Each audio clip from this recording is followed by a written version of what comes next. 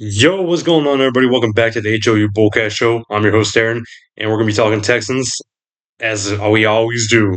Man, I just want to say thank y'all for the love. Thank y'all for the views. Thank y'all for anything y'all bring to the table for me. I appreciate everything y'all do for me, whether it's likes, views, comments, whether it be on YouTube, whether it be on TikTok. On TikTok, it's the same thing, HOU Bullcast Show. I'm just usually posting my thumbnails, getting people to, see it, go to the channel, watch it. But like I said, I just want to thank y'all for giving me your time in case you're watching this. So I'm grateful to y'all. Grateful to the people that have helped me get here from Saw Sports, as I said before, and the JDW Sports Network channel. Shout out to JDW. He's the reason why I do this. And he's my editor. So love you, bro. uh, but today, guys, I'm here with another video. We're talking Texans as we always do with a weekly recap of our previous game. And that is the now 9-5 Houston Texans defeat the now 3-11 Arizona Cardinals. Crazy that we're on a 6 game winning streak, and we had the Arizona Cardinals now go on a 6 game losing streak. But we're going streaking, guys. This is a different team compared to how we started from 0-3. You saw how defeated we looked with 3 losses, no wins. We literally had to beat the Titans to get our first win, which was crazy. As a fan, when you had so much aspiration, in the off season before the season started. But now that we've gotten to a 6 game winning streak, it's like we have aspirations once again, like we did in the offseason with playoff predictions, with seeding predictions, with who we can beat type predictions. With now, with what media is saying, it's not just us.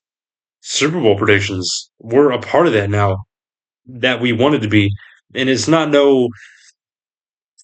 how we were in the past. Because you remember with the Bill O'Brien era, we did go on a 9 game winning streak to get to the playoffs, but we got our asses beat. But during that winning streak, we never really felt confident to where we would keep winning. Like it was more of one score type games, but these games that we're winning are pretty dominant wins. Yes, by the defense. Yes, they are, carrying the offense on their back. But games like this, against the Arizona Cardinals, you would have thought defense was the reason, but no, it was the offense. Yeah, the offense didn't score at times. What we're going to get into, but it was still them driving down the field and scoring when it mattered and getting field goals, touchdowns, whatever they needed to get. Like we only punted once in this game, and that's pretty crazy knowing that because usually most of the time we're punting by like 3, 4 times. So punting only once, knowing you scored most of all your other drives, is pretty great knowing that. But let's get into it, guys. All right, offensively, stat wise, you got our boy CJ Stroud. He was 22 for 29 with 260 passing yards and 3 touchdowns, no picks. I'll get into CJ in a bit with my key points. I'm gonna go over 5 key points. That's what I'm gonna do for when I'm talking about a preview and with weekly recap from a game. But another stat wise, Jawar Jordan, rookie debut. I'm gonna get into him as well. He had 15 attempts for 101 yards, averaging about 6.7 yards per carry. He had 2 catches for 17 yards. So shout out to Jawar. I'm gonna get into him in a little bit. Don't worry about that. Yeah, Woody. He had 7 attempts for 30 rushing yards, averaged about 4.3 yards per carry, and he had 1 touchdown. That touchdown is going to be controversial. We'll talk about that in a little bit as well. Uh, but shout out to the run game. Woody did go down, but Woody going down was kind of, I'm not going to say blessing in disguise, but more of we're glad we finally saw that we have potential in a backup scenario because you have Chubb gone, you haven't used Dare, and you elevated Jawar Jordan from the practice squad, and it's something we've been waiting for. But I'm gonna get into Jawar in a little bit, but this has potential to be something great with this running back duo. Because say we don't really know what's going on with Nick Chubb, with how bad his injury is. They're kind of keeping it quiet. So say for some reason Nick Chubb's got to go to IR, would we really be mad if Jawar Jordan and Woody Marks are who we go into the playoffs with? I I don't see us regretting that decision. But I'll get into that, guys. Uh, you got Nico Collins, 3 catches for 85 yards. He had 2 touchdowns. I feel like he should have had more yards. He should have had more catches. I'll get into that as well in the key points. You got Dalton, our second leading receiver. He had 8 catches for 76 yards with 1 touchdown. When we talk about both teams of this game, it's crazy that the tight ends were like utilized and used so much. And our third leading receiver was crazy enough, Dare. He had 3 catches for 32 yards, and I'm not gonna lie, Dare has redeemed himself since that Rams game, since he since he made himself enemy number one after that Rams game. But he has redeemed himself pretty well from last week scoring the touchdown to seal the seal the game winning touchdown against the Chiefs. And during this game he did look good when we passed to him. He made his receiving yards pretty great. Like there was that one run where he made the first down and still got extra yardage. So shout out to Dare. He's doing well. He looks well when we need him the most. But he is on special teams as well. We'll get into that a little bit as well because we saw a special teams play that he was involved in. All right, key points of the offense. We got CJ's finally looking like, of what I've seen, CJ's finally looking like the quarterback we missed. Now, I'm not saying he's looking like rookie year CJ, where he's just blowing everybody by storm with his plays, making us feel like this offense is extremely powerful. No, what I mean by CJ taking the step that he needed to and that we've missed is he's looking like the leader we need, that we've missed and needed. He's making great decisions, whether it be by run, whether it be by just throwing the ball away. Yeah, he did take a sack, but that was just because he tried making a dead play into something else, but it still resulted in points. And CJ's holding himself and his teammates accountable because you remember in the beginning of the season, CJ would just go sit in the sideline. Now, I'm not gonna lie, that would piss me off when I saw CJ just sitting down on the bench with his head down. I would always be mad at him, being like, "Why are you sitting by yourself? Go talk to your teammates. Go talk to your offensive line.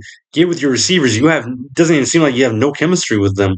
And now that he finally had this break, I'm not saying it was a good break because it was a concussion. Concussions will mess you up badly. Trust me, I know. I was outside news was I was dealing with a concussion last week due to an accident I was in. So with dealing with a concussion, you kind of lose yourself and you need to take a break. You need to take a step away. Honestly, with CJ doing that for 3 straight weeks, 3 straight games, he needed that because you could see that he was burnt out. You could see he lost confidence. You could see he just didn't trust nobody on this team. Maybe the defense he trusted, yeah. But with those 3 games, you feel like he gave himself some rest. He looked at what he needed to look at. He watched Davis Mills play. He watched Davis Mills win those 3 games with the Texans without CJ at the helm. So CJ was writing down what he needed to write down, jotting in his mind what he needed to do, and he's doing that. He's looking like the leader we need. Like there was that play at the Arizona 2 yard line. You already know what I'm talking about. The bad snap fumble that honestly looked like as if we hiked it to Woody Marks, but it was a fumble. CJ got mad at Jay from what I've heard from Texas media, from Landry Locker, from CJ Stutes, Cody Stutes. I'm my bad. It's not CJ Stutes. Cody Stutes. They said that CJ got on Jake Andrews because Jake Andrews was celebrating the touchdown, but CJ was mad at him because of how bad of a hike it was, which is understandable. But knowing that CJ called him out, and then later on CJ's at the press conference blaming himself for it, that's showing the leader that CJ's finally becoming that we've wanted to see. And with it late in the season like this, heading into the playoffs, this might be something special. So hats off to CJ for that because he looked great. He was he was giving the ball to the receivers, to any weapons he had, because Arizona was giving it to him. He wasn't desperate.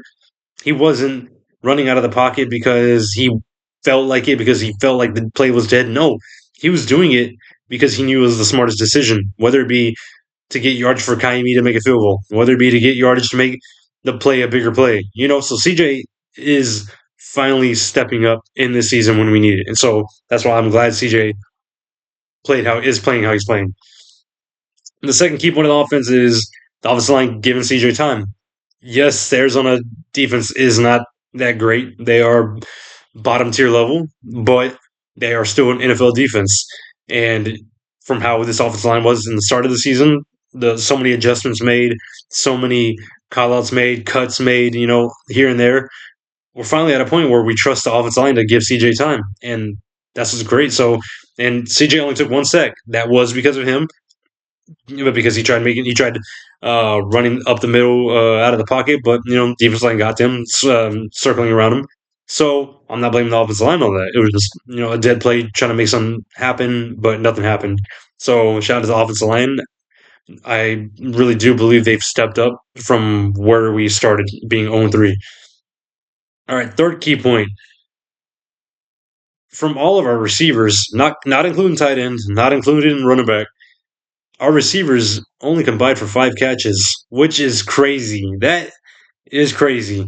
It was Higgins, Jalen Noel, both with 1 catch, and Nico with 3 catches. It sounds bad, yeah. It does sound bad knowing that your receivers only caught 5 catches. Where the hell is Christian Kirk at? That's all I got to know. When I was pretty excited when we signed him because I thought, he played well with the Jaguars. He did deal with injury, but with how well he's done through his season, I'm not saying he was a great receiver. I'm saying he's a pretty above average receiver, but knowing that we're not using him at all anymore is kind of mind boggling and showing that these other receivers, these rookies, just young talent, are doing better than him. It's just crazy knowing that. But what I was going to get into about the 5 catches combined with our wide receivers is that's just showing that CJ isn't being desperate trying to look for his receivers. He's going to roll out, like you saw the plays, the rollouts to the tight ends, whether it be Stover, Schultz, the safety valve with Dare, the safety valve with Jawar Jordan. We're utilizing all of our weapons finally. Hats off to Nick Haley. He's finally. No, I'm not gonna lie. His play calling has been doing better, so I'm proud of Nick Haley for that. I haven't really had no reason to talk crap about Nick Haley, so hats off to him. Like he's finally stepping up, working with CJ, and CJ is looking like I said, looking like the quarterback that we've been waiting for. Because there were lots of passes that in situations that CJ decided to make that were like, wow, okay, that's what we wanted. You remember the pass he threw to Dalton Schultz that could have been a touchdown and is incomplete. He threw it knowing Dalton was covered heavy, and it resulted in a flag. So that's a decision by CJ that he made. That was a smart ass decision because it moved us all the way to the 1 of Arizona. And so I'm not mad that our receivers only have 5 catches. That just shows how much talent we have on this offense with weapons, whether it be by running back, whether it be by tight end. Me, I'd just so love it if Brevin Jordan was on this offense right now. I miss him so much because injuries have derailed him. But Jordan's speed, Jordan's ability to make catches, he'd be a great asset right now. You know, Brevin Jordan, I miss you. uh, but the receivers, they're looking good. Yeah, they combined only for 5 catches, but we're still executing, whether we pass it to them or not. It's looking good. As I said, Arizona does have a bottom tier defense, but this is still the NFL. You can't make everything look perfect, and a defense can still stop you. So this is still a hats off to the offense for that. My fourth key point: we here's the thing. We can make bomb touchdowns like that 56 yarder, I believe, 57 yarder to Nico, the second play of the game. We can make bomb touchdowns, whether it be deep passes, the CJ deep throws, and I don't know, they're a touchdown, but we can't score in the red zone. I don't understand how we can't score in the red zone, but we can make pretty distant touchdowns. Whether CJ throws a medium route touchdown, a deep route touchdown, but we can't score in the red zone. I don't know what it is. I like the red zones are kryptonite. I always say this every week. I hope we can fix this, but at this point, is it really fixable at this point? I'm not. I'm still upset that we can't score in the red zone because those are easy opportunities. You're right there on the doorstep of a touchdown, and then when you don't do nothing, it's just a huge disappointment. But because of how much this offense scored this game, I'm still going to get on them about it. I'm still going to get on Nick Haley because he made some dumb decisions like the Dare Wildcat jet sweep, whatever they tried doing. That was a dumbass play. But still, I'm glad we can make touchdowns regardless. But the red zone touchdowns, it's kind of like we need to get this situated before the playoffs start. And we'll get into the schedule later on once I'm done with the recap. Fifth and final key point: Jawar Jordan is finally here. when we drafted Jawar Jordan, I was pretty happy. I was in the Discord of Soft Sports. I believe I remember it was Wink, Spitz, Wise. I believe they were the ones pretty excited about it, about the Jawar Jordan selection 2 years ago. And I want to go look at him from Louisville. Watched him, watched his tape. He had the looseness, he had the vision, he had the speed, and I was pretty excited about it too. I was like, okay, like let's get ready to see what Jawar Jordan has. And wasn't was that the year we drafted? Was that the year we had Singletary? Yes, we had Singletary. Yeah, yeah, because he was drafted same year as CJ. So we had Singletary, we had Pierce, we had Dari still. That's all. And Dari's been with us. Uh, so with that kind of lack of talent at running back, because everybody thought that we'd see Damian Pierce, rookie season again, which we didn't. You would think we'd elevate George Jordan. He just stayed in the practice squad for 2 years, and that's what's telling about it. How long he's waited for this opportunity, how long he's been waiting for this moment, and he made his moment shine. This is the first rookie debut in the Texans' history of a rookie debut running back having over 100 yards. This is our first 100-yard running back of the season. That's crazy. He had only 15 attempts, and he got 101 yards. That is crazy. His vision is great. From just this, yes, people can say this bottom tier defense. I don't care. It's still the NFL. You're still going up against great talent like Calais Campbell, a great veteran in this league at defense tackle.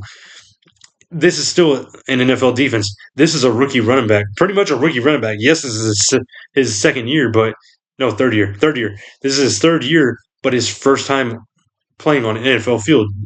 Starting. So seeing that he did this, seeing where we can go from this, it's all up from here. Jawar Jordan has waited so long for this, and he's shown it. He had to wait for a Damian Pierce release. He had to wait for a Joe Mixon injury. He had to wait for a Nick Chubb being a ghost of himself and getting hurt. Because from what we've seen from Jawar Jordan in one game is way better compared to what we've seen Nick Chubb in 1 year, in one half of a season this year. And I'm not gonna lie, with Jawar Jordan and Woody Marks, it makes me feel confident seeing that heading into the playoffs more than Woody Marks and Nick Chubb, because one of them is going to get hurt. Because Woody Marks was dealing with weeks and weeks of taking a big hit, and he's on the ground because he's taking too much of a workload. So, Jawar Jordan, I hope we utilize him more. As I'm pretty sure you've all heard it before, heard it already by media, Texas media. I hope we do start him next week against Las Vegas Raiders. Give Woody Marks a break. If Nick Chubb plays, give him like a certain amount of plays amount of attempts, and then when it's time, just kick him off the field. But give Jawar Jordan his reps. He's ready for this. He's hungry for this. Maybe he has a big game against the Las Vegas Raiders. That's another bottom tier defense. So even if he goes up, even if he has another good game like this against the Raiders, it's not make your stats and go crazy. It's not you're playing a bad defense. No, it's getting him adjusted to the NFL level to be ready for what we bring him into when the playoffs start, because we are going to be in the playoffs no matter what anybody thinks. But shout out to Jawar Jordan. I'm glad to see him striving. I'm glad to see his energy there. He got the game ball. You can see how emotional and excited he was. I'm happy for him. Everybody's happy for him. Uh, hey, this is a hot take. Shout out to JDW. Hot take. Jawar Jordan, the next Arian Foster. We'll see about that. But let's get into the rest. Special teams. Jalen Noel, great, great, great kickoff returns by Jalen Noel. Punt return is still great. We have our kick returner for the future because Jalen Noel is great at it. Tommy Townsend, as I say, he only punted once this game. Great job to him. Kaimi, he went 4 for 5 on field goals. One of them was just a blocked field goal, so I'm not going to blame him entirely. He still did his job, making field goals, making extra points, 4 for 4. Uh, Overall, though, with the offense, what I wrote as a stat is we had 4 touchdowns and 4 field goals, punting only once. So majority of our drives were all scores. So seeing that is just great to see, because seeing us put up 40, it felt like a dream. Like it felt like, wow, this is what we've been waiting for. Like this is what we've been waiting for all season, and what we hoped for when the comeback started. When after the 0-3 start, hoping that this offense can finally open the door and show their talent, and that's what they're finally doing. Uh, Now I usually, whenever we get into recaps of the game, I usually get into play by play, but I'm actually getting into score by score instead of just making things longer. So let's get into it. The first scoring drive, 2 plays in, and it was, as I said before, it was a CJ to Nico 57-yard touchdown.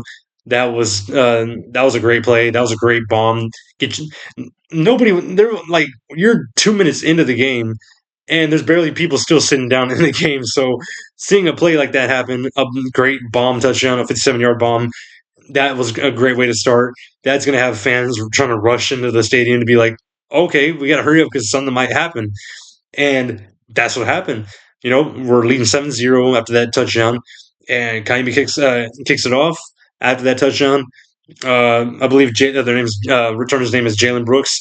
He ran it back, and Jamal Hill, aka Scoop, he made a great hit on it on Jalen Brooks, fumbling it in the air, and out of nowhere, you see number 33 Daria Gumbawale catching it in midair, and he went. Yeah, he immediately went down, and so that was just a great um, momentum play.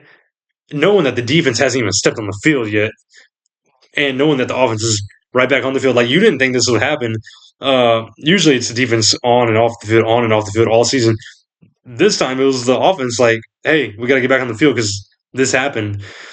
But once again, guys, uh, when something big happens, like a turnover or just a special play from the defense or special team, offense knows how to kind of kill blue ball the drive because after the kickoff fumble, Texas didn't do much. It just led to a basic field goal by Kaimi, which made the lead go up to 10-0. I'm not mad about it. We still got a field goal out of it. We still got points out of it. But when you make their team fumble about the 20-yard line, you got to score that for a touchdown. You got to keep that momentum going. So it's just something to pick yourself up from. The second scoring drive, no, not the second, the third scoring drive after the field goal drive, uh, which is our second touchdown this drive. Um, we drove down the field, and this is where it got controversial because we were at Arizona's 2-yard line. As I said before, Jake Andrews, I guess he just hiked the ball too long. I don't know if he believed that CJ was in shotgun or if he was in I formation. I don't know, but he hiked in between CJ's legs. It looked like they just honestly like tossed it to Woody. That's the way the play came off. But seeing the replay that they fumbled it, it was just a bad snap. Woody, being the running back he is, picks it up, dives in the end zone over the back of a Cardinals defender. Honestly, that was just a great momentum touchdown too. So that was a great touchdown right there. So now we're up 17-0. So that was like us leading 17-0 was such a great feeling, instead of us maybe scoring only 7 points in the first quarter and defense having to do all the work. This is one of those games where it's like we're finally excited that the offense is doing this, scoring this much. As I said before, it's a bottom tier defense, but it's NFL. It's still an NFL defense. All right, the next scoring drive that I am proud of, even though it resulted in a field goal. It was a 3rd and 14. We're on Arizona's side about the where are we? I believe we were around the 40-yard range. We're 3rd and 14. If we get incompletion, we're more likely gonna punt it. 3rd and 14. CJ couldn't find what he was looking for. He didn't make a desperate pass. He was looking like the CJ that makes a great awareness executional play, and that's what he did. He ran out of the pocket, got a 6-yard scramble, and it was enough yardage for Kaimi to set up a field goal instead of us punting, and that resulted in a 55-yard field goal successfully that took the lead up 20-7 because uh, it was 13-7 due to a McBride touchdown. But we'll get into the defense later. But after that, after that field goal 20, it's 20-7. Next scoring drive, uh, we drove down the field. We drove down the field really good once more, but red zone touchdowns are going to shoot us in the foot once again. Where we just didn't make, we got kind of too cute. I believe this is where the Dare Wildcat play happened. I don't remember, but it was 3rd down. CJ tried doing a man on man to Nico, but it was just a bad pass. Nico was already out of bounds, incompletion. So it was a 22-yard field goal by Kaimi, so turned the lead 23-7. We're at the 3 yard line. We can't do this. We gotta make better executional plays. Do a rollout. Our rollouts looked great Sunday with rollouts to Stover, rollouts to Schultz. Just do simple plays like you do. Nick Haley. Nick Haley makes these plays where too much is happening at once. Where CJ's got to make more a quick decision, or he's got to think about where his decision making is going to go when he throws the ball or when he moves his feet. So we just got to do better in red zone because at the 3 yard line, you're just right there. And I'm pretty sure, like, if we had more momentum, or we felt we could, stop them there, I feel like we could have probably gone for fourth down. But D'Amico said, "No, let's just get our points." So smart decision.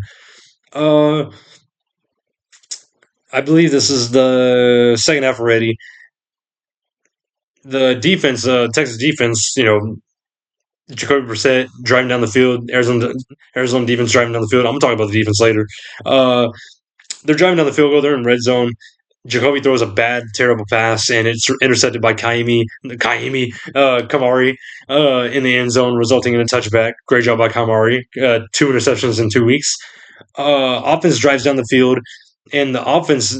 The reason they drove down the field so well is because it was led off by a Jawar Jordan 50-yard rushing play, and I'm not lying, I was hoping that was a touchdown.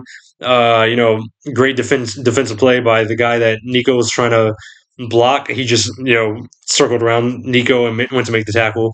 So I wish that it would have resulted in a touchdown, but it is what it is. Uh, but it did result in a touchdown because we still drove down the field after that play, and it resulted in a CJ to Dalton Schultz 4 yard passing touchdown. So now it's 30-7. Our next scoring drive, uh, it was after the Arizona touchdown to was it didn't it was McBride, right?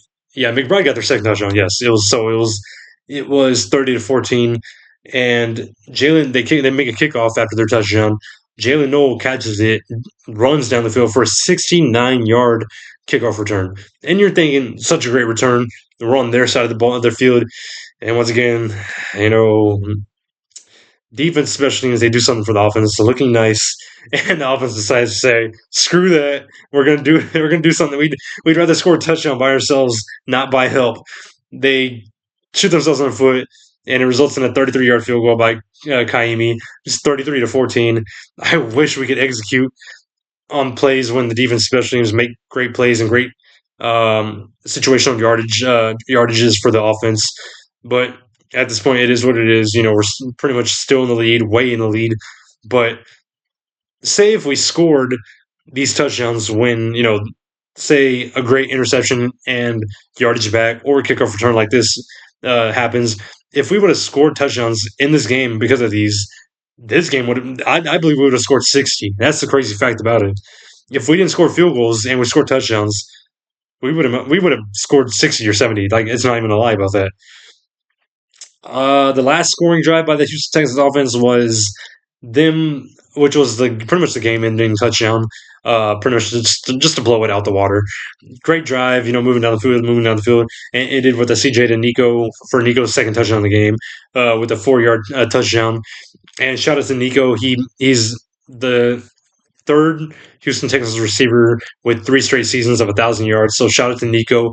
He's up there with D Hop. He's up there with Andre Johnson. So Nico, shout out to you, buddy. You're the goat of our receivers right now. I love you. So shout out to you. Uh, but that was the game-ending touchdown right there, pretty much blowing out the water. Arizona got the ball back, led to a turnover on down. Game ended 40-20.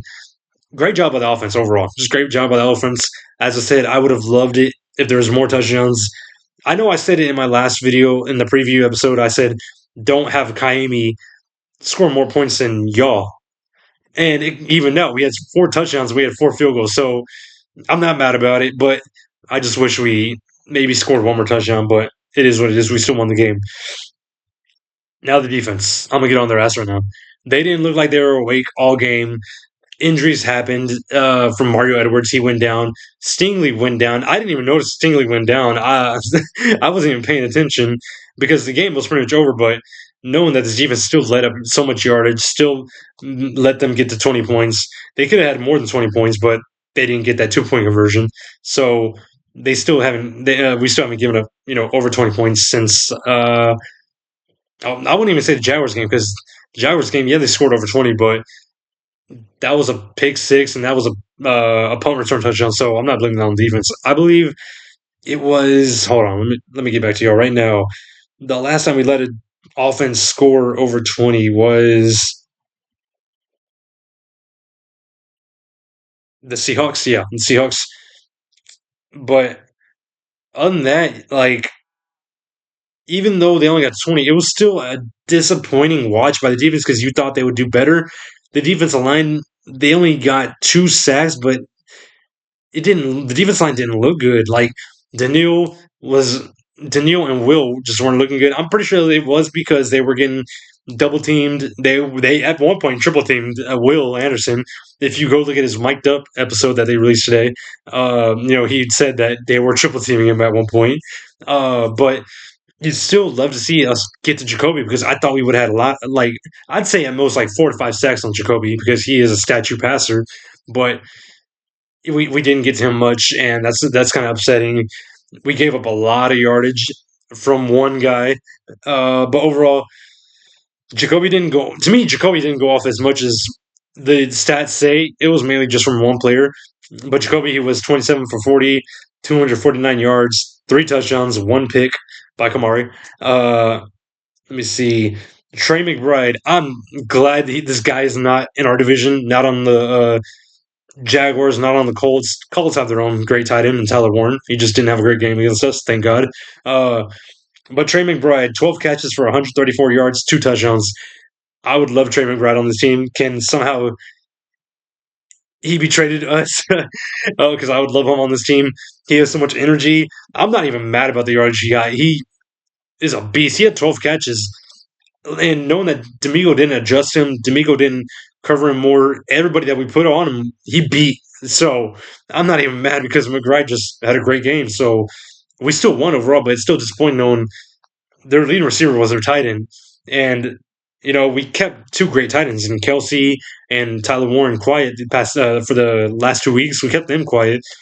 So we were going into this game knowing about Trey McBride, knowing about him. And, maybe we thought we could like stop him a little. No, we didn't stop him for nothing. But when we stay here in Houston playing against the Las Vegas Raiders this upcoming Sunday, we got Brock Bowers coming in. He's another great tight end. He's another tight end that gets used a lot. So after what Trey McBride did to us, D'Amico's got to adjust. Matt Burke's got to adjust. This defense has to adjust because we can't just let the tight end go off the way Trey McBride did with 2 touchdowns, 134 yards. That's too much. Like I didn't even look at his fantasy points, but I'm pretty sure it was crazy. Their other leading receiver was Michael Wilson, 5 catches for 54 yards, 1 touchdown. He's a great receiver. Like I said, he made his yardage. I knew to me, I thought he would have a good game. He did have a good game. He caught a good snagged touchdown over Kamari. But overall they had a good offensive game here and there. But like I said, the defense just didn't look awake. It kind of pissed me off knowing that the offense is scoring. Thankfully, because if the offense wasn't scoring, this game would have been closer than it was.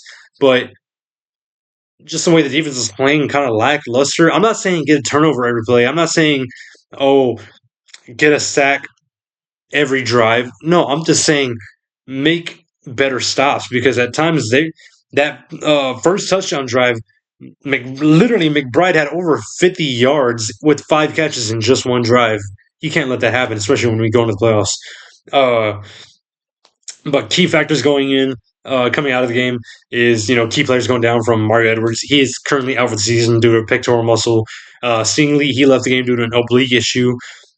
So hopefully he's not hurt too bad. If for some reason he doesn't play against Las Vegas, I won't be mad because it's Las Vegas. I'm not gonna act cocky. Nothing like that. This is the way I was against Arizona. I'm not coming in cocky.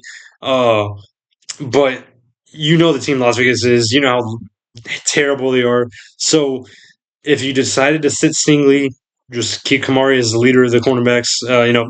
elevate somebody, keep who you got from Tremont Smith, Miles Bryant, whoever you want on the secondary, just for Stingley to be well rested, because you need everybody well rested before the playoffs start. Because if one key player goes down, knock on wood, like Stingley, we don't know what will happen. But I'm not even going to manifest that. So with the Las Vegas Raiders game coming up, they are 2-12. If you want to, how can I put this? If you want to give a certain amount of plays to these players like Stingley, like Woody, like Nick Chubb, if you feel you want to like keep them off the field for a little bit, get their bodies, well rested, give them like a certain amount of snap counts. Do it. I really believe we'll still win this game against Las Vegas. They are a terrible team, as I said before. Everybody knows the team that they are. They are not going to surprise anybody. They are not going to out of nowhere upset us. I just don't see it. We're going to be wearing the battle red uniforms, so we're going to come in acting like hot shit. There's a battle red uniform right there. Uh, we're going to come in with so much energy. Fans are going to be are going to be in the stadium cheering immensely. We're 9-5. We're going to win this game, and we're going to be 10-5. And when you're looking at the AFC playoff standings, the Jaguars have the Denver Broncos on Sunday, and as Texan fans, we're gonna have to root for Denver because if Denver defeats the Jaguars, we're back as division leaders, baby. Uh, but overall, guys, that's all I got. Offense stepped up. Defense has some stuff to work on. I'm not mad at them. They're still the number one defense. D'Amico's gonna be on their ass in the tape room. Um, but overall, great game by offense, special teams, and still defense. Because hey, Arizona Cardinals, they've had certain games where they put up a lot of points. They just didn't put up a lot of points against us. 20 points. That's still like right there on our threshold of too many points. But hey, we kept them not under 20 points, but even of 20 points. At least they didn't go over. They could have gone over with an extra point, but they decided to go for two and didn't make it. But as I said, guys, please like, share, and subscribe to the channel. I really appreciate it if y'all would comment. I want to engage with y'all, whether it be by hey, if you want to hop on a video with me. I'll get it. We'll get it all set up. And if you're a Texas fan, if you're a Raider fan, I'll even talk to you. I'm wearing Raider colors for some reason, black and white, even though it's a Cody Road shirt. Texas fan, black and white, black and silver, whatever you want to call it. Whether you be a Raiders fan, whether you be a Texan fan, whether it be even an AFC South fan, whether it be a Titan, whether it be a Jag, even though I talk the most crap about Jaguars, and Colts fan, even though I have DJ Be Cool and JDW, they're both Colts fans. So I'm already cool with Colts fans. But catch me on YouTube here at the HOU Bullcast Show channel. Catch me on TikTok, the same username.